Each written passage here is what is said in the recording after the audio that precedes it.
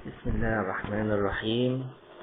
دلوقتي إن شاء الله هنتكلم على مين اللي مرخص لهم طبيا إنهم يفطروا في رمضان.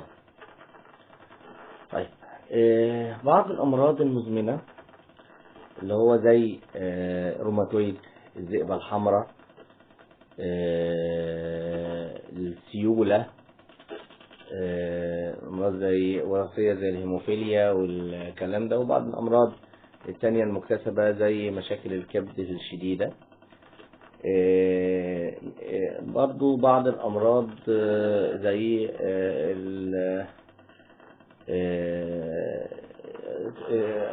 الحمى الروماتيزمية الشديدة، الأمراض المناعية.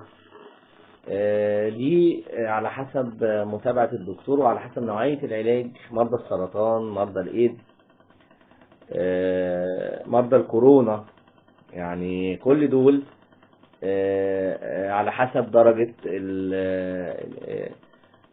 المرض اللي مع الدكتور المتابع ونوعية العلاج اللي ماشيين عليه.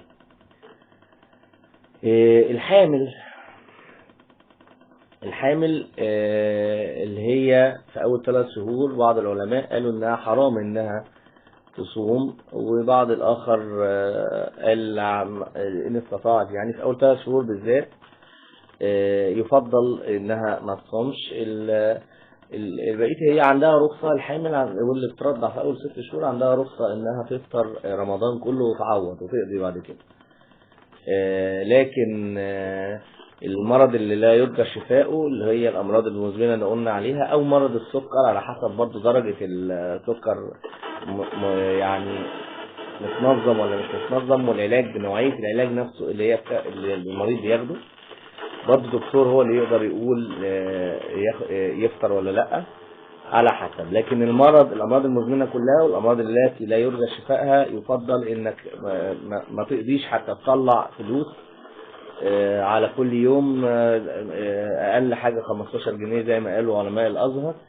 إنما الحامل أو اللي بترضع دول ليهم إنهم يقضوا الأيام بعد رمضان، خاصة في أول 3 شهور في الحمل أو أول 6 شهور في الرضاعة، إنهم بيضروا العيل في الفترة دي بقلة السوائل والأكل والمية.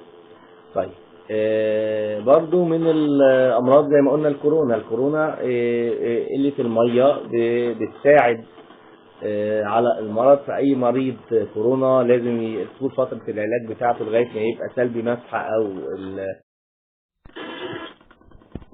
أو الإشاعة بتاعته، لو كان عامل إشاعة على الصدر تبقى سلبية.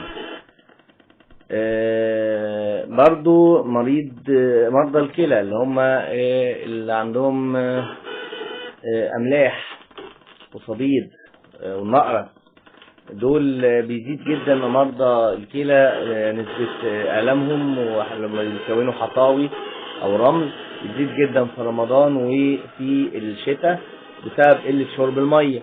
وبالتالي اما يكون في صديد واملاح شداد او رمل وحصاوي جامده، بيفضل يفطر فتره معينه ويقضي بعد رمضان.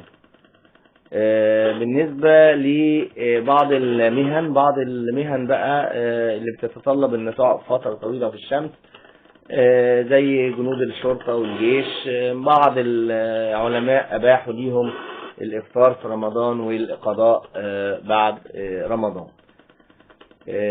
يبقى احنا قلنا الامراض المزمنة التي لا يرجى شفائها،